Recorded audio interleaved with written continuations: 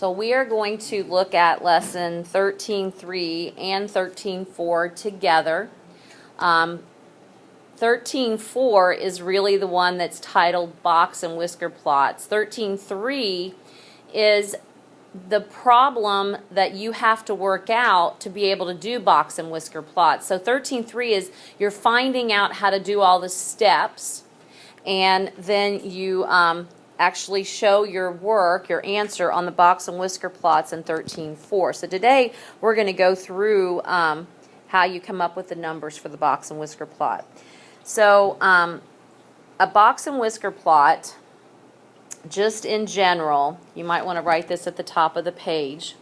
Just in general, what happens with it, first of all, there's a number line with numbers, okay? That's what it looks like to begin with. And then you come up with 5 numbers, okay, out of your set of data. And when you come up with your 5 numbers, you put them as dots above that number line. Okay, 5 dots across.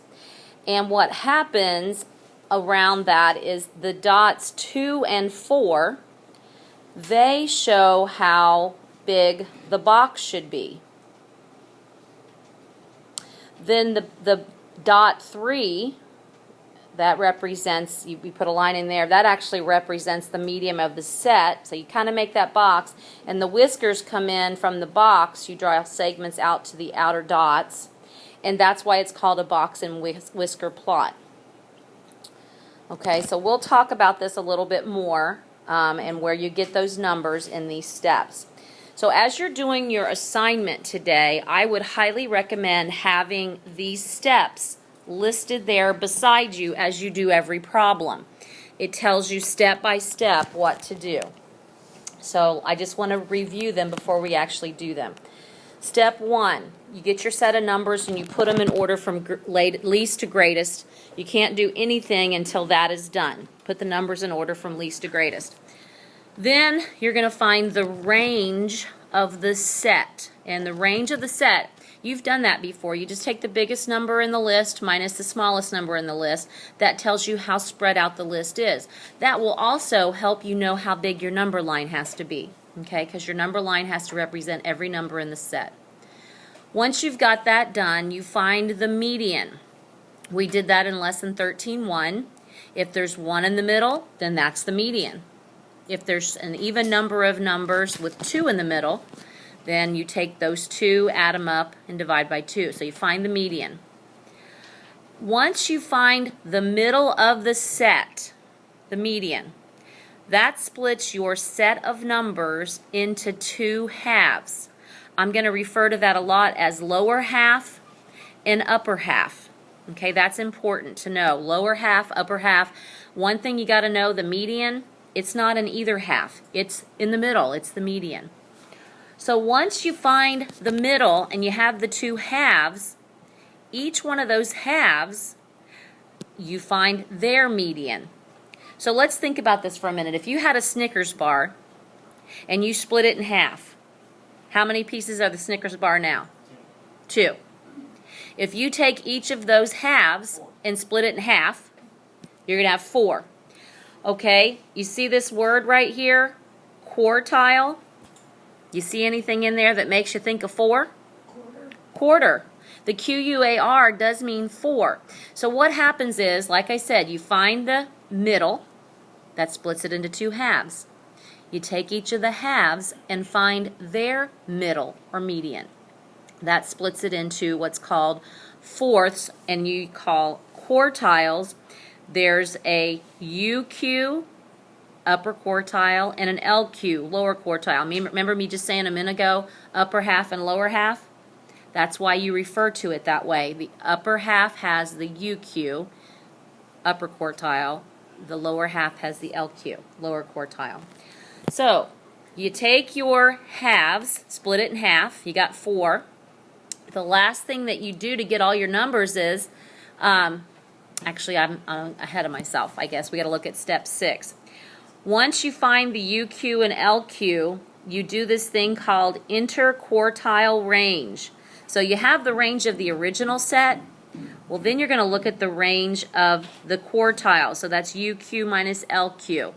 And when we look at the thing in a minute, I'm going to show you that really means how big the box is. So for the assignment, you'll have to find the regular range and the interquartile range. Okay, so as you're doing the box and whisker plots, then you also circle the smallest number in the set, the first one. It's called the lower extreme. Then you circle the biggest number in the set, the upper extreme. So between the middle, the median, UQ, LQ, and the two extremes, those are the 5 numbers you need to make a box and whisker plot. And we'll talk about that a lot more tomorrow. We need to talk about one last thing called outliers. So I told you in step 6, you find what's called the IQR, the interquartile range. That's how wide the box is. Well, there's this rule. Your whiskers can't look lopsided. I know that sounds strange, but the whiskers can't look lopsided. They cannot be any longer than 1.5 times the box. That's where this comes into play. Once you find the IQR, interquartile range, you take it times 1.5.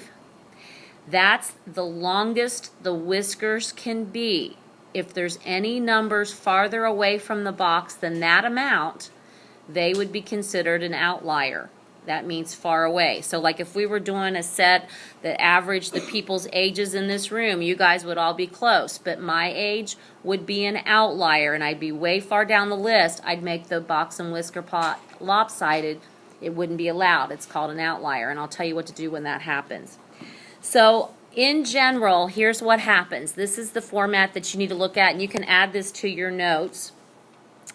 So as you're doing this, I just came up with a generic set of numbers, and I really literally just said 1 through 13, okay? So let's pretend we have a set of numbers, 1 through 13. Every number's there between 1 and 13. Okay, when you do that, and they're already in order, you would first find the range, okay? So the range, if we want to add this in here, because I don't think I did it, would be 13 minus 1. So it'd have a range of 12. So the range would be 12. Okay, the next step says to find the median. Well, since there's 13 numbers, there is one number in the middle, and it's this 7. That's the median. Okay, it's going to be really important that you understand this. Since there is the 7, that's the median, it can't be in either half. So I kind of do a line to separate. This on the left is my lower half, and then from 8 above would be my upper half. 7 is not in either one. I need to find my quartiles now. So we've got it split in half. You look at the halves. So let's look at the lower half. 1 through 6. There's not just 1 in the middle because there's an even number. So you look at your 3 and 4, and I added them together right here and divided by 2. So my median of that is 3.5. So my LQ is 3.5. My upper quartile, I look at 8 through 13. Okay, so again, there's 6 of them. So there's 2 in the middle, 10 and 11. And I add them up, divide by 2, so I have that my upper quartile is 10.5. So I put a dot for the median right here above 7. I put a dot for my LQ. I put a dot for my UQ. I put a dot for my LE, lower extreme, the lowest number in the set, 1. I put another dot for my upper extreme, 13. So I've got my 5 dots. Before I can go any further, we got to talk about this IQR thing, okay? IQR over here in the right-hand corner. Upper quartile, 10.5, minus lower quartile, 3.5. My IQR is 7. That means the box is going to end up being 7 units wide. So I went from here, so check this out, I kind of had to switch to the other side, I'm thinking. From here over to here. I took 7 times 1.5. I don't want my whiskers any longer than 1.5 times the box. 10.5. So let's go ahead and put the box in. It would be right here. There to here. There's the box. Around LQ and UQ. I can go 10.5 units away. So here's what you do once you get the box in there. Look at your LQ. If I went 10.5 units left of that, I'd go into the negatives, wouldn't I? So 1 is okay, so I can make that whisker just fine. Then you look at the upper quartile, the right-hand side of the box. 10.5 away from 10.5 is 21. Well, my biggest number is 13, so I can do the whisker to that, and that's fine. Okay, I just want to tell you, let's pretend for just 1 second that I did have a number way out here. Let's say I had a number in my set that was 30. That would be way beyond my 21. So you would draw your whisker to 21, and then for 30, you could either put a dot there just to represent it, or sometimes some places you see it, there's like a little asterisk there. But the whisker would go as far as it could go, okay, let's say 21, and then you extend and show that extra little dot. But that's not in this set, but I'm just telling you what would happen if there was an outlier. Okay, are there any questions about that? Let's continue on here a little bit.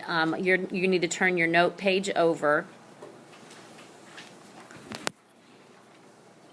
So this is 2010 Olympic medals for the top 8 countries.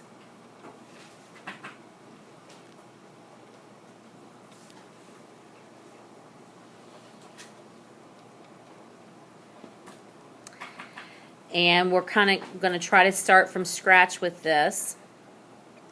I'm going to stop my recording for just a minute so that I have time for the next one.